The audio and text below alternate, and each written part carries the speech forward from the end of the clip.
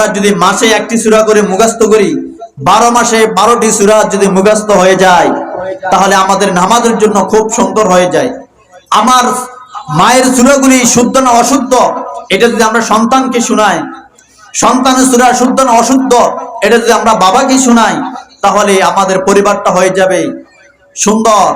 এখন আমরা কোরআন তেলাওয়াত যিনি শিখাই, আমরা মুক্তবে তাকে দিই 20 টাকা, আর যিনি এখন আমাদেরকে ইংলিশ শিখায়, নৃত্য শিখায়, তাদেরকে দিই প্রতি মাসে 20 টাকা, 50 টাকা, 100 টাকা। এখন আমরা ধর্মপান, নিজেকে মুসলিম দাবি করি, আমরা ধর্মপান, আমরা বড়ই ধর্মপান। আগে আমরা শুনতাম কোরআন তেলাওয়াত, আর এখন শুনি আমরা প্রতিটা ঘর থেকে স্টার জলসার আওয়াজ, আমরা শুনি বিভিন্ন হিন্দি সিরিয়ালের আওয়াজ। আমরা যেটা রাত্রে দেখতে পারি না, এইটা সকালবেলা উঠে কাজা করিনি। এই জন্য আমরা আমাদের পরিবারে কোরআন তেলাওয়াত করতে হবে, পরিবারকে কোরআন তেলাওয়াত শোনাতে হবে, সকলের সাথে সুন্দরভাবে চলতে হবে। 6 নাম্বার হলো মাঝে মাঝে ঘুরতে যাওয়া। স্ত্রী, স্বামী এবং আত্মীয় স্বজনকে মাঝে মাঝে ঘুরতে যাওয়া। আল্লাহ নবী সাল্লাল্লাহু আলাইহি সাল্লামকে একদিন আয়েশা রাদিয়াল্লাহু তাআলা আনহাকে নিয়ে তিনি ঘুরতে গেলেন। একবারে রাতের বেলায় চাঁদের আলোতেই তিনি আয়েশা রাদিয়াল্লাহু তাআলা আনহাকে বললেন, হে আয়েশা, আজকে আমি তোমাকে নিয়ে ঘুরতে যাব অমুক খানে। তিনি অমুক জায়গায় ঘুরতে গেলেন। যাওয়ার পরে তিনি বললেন যে, আয়েশা, আমরা 2 জন দৌড় প্রতিযোগিতা করব। দৌড় প্রতিযোগিতা করতে গিয়ে আল্লাহ নবী ফার্স্ট হয়ে গেলেন। যখন তিনি ফার্স্ট হয়ে গেলেন, আয়েশা রাদিয়াল্লাহু তাআলা আনহা ফার্স্ট হয়ে গেলেন। ফার্স্ট হওয়ার পরে তখন আবার আরেকদিন আল্লাহ নবী আবার ঘুরতে গিয়েছিলেন আয়েশা রাদিয়াল্লাহু তাআলা আনহা সহকারে। তখন ওই সময় আয়েশা একটু বৃদ্ধ হয়ে গেছিলেন এবং তার শরীরে একটু ভারী হয়ে গেলেন। তখন ওই দৌড়ের প্রতিযোগিতায় আল্লাহ নবী ফার্স্ট হয়ে গেলেন। তখন আয়েশার মন খারাপ হয়ে গেলেন। আল্লাহ নবী বললেন, হে আয়েশা, তোমার মনে আসেনি, তোমার খেয়াল আসেনি, আমি অমুক দিন তোমাকে সহ ঘুরতে গিয়েছিলাম, তুমি ফার্স্ট হয়েছিলে।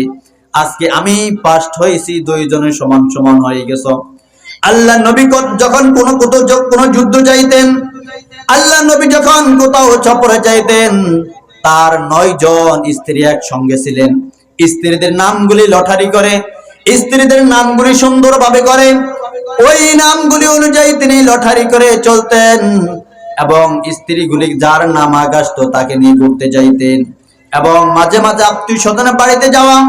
স্বামীকে বলবেন, এই স্বামী, আজকে শুনো তোমার বোনের বাড়িতে যাব, আজকে শুনো আমার বোনের বাড়িতে যাব।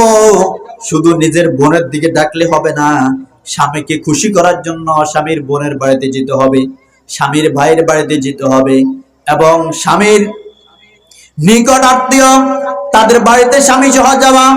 সন্তানদেরকে যে মেহমানদের আয়োজনটা বুঝিয়ে দেওয়া, যে কিভাবে বোনকে আপ্যায়ন করতে হয়, কিভাবে ফুপুকে আপ্যায়ন করতে হয়, কিভাবে পরিবারকে আপ্যায়ন করতে হয়, কিভাবে ঘুরতে যাওয়া হয়, এই সব শেখানো। এখন আমরা স্বীকার করি আমাদের পরিবারের সন্তানদেরকে নিয়ে। আমরা যখন বিবাহ করি, বিবাহ করার পরে আমাদের প্রথম হানিমুন থাকে কক্সবাজার, আমাদের প্রথম হানিমুন থাকে নোয়াখালী ড্রিম ওয়ার্ল্ডে। এই সব হানিমুন বাদ দিয়ে আমাদের হানিমুনটা হতে হবে ইসলামী।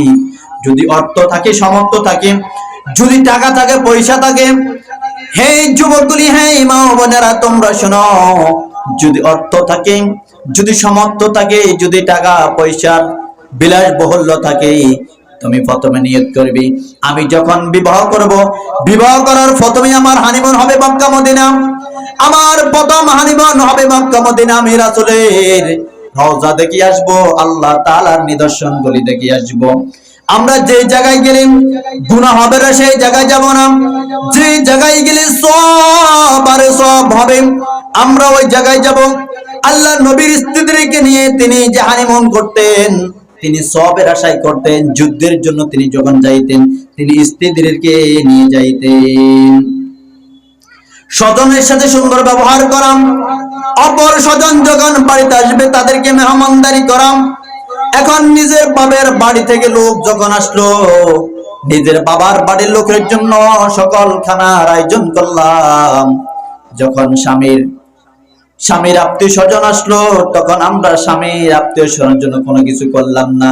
আল্লাহ নবী বলছেন, যেই নারী নিজের মা বাবাকে ভালোবাসলো, নিজের ভাই বোনকে ভালোবাসলো, নিজের স্বামী, নিজের শ্বশুর শাশুড়ি, নিজের ননদকে ভালোবাসলো না, আল্লাহ নবী বললেন ওই নারীর উপরে আল্লাহর গজব।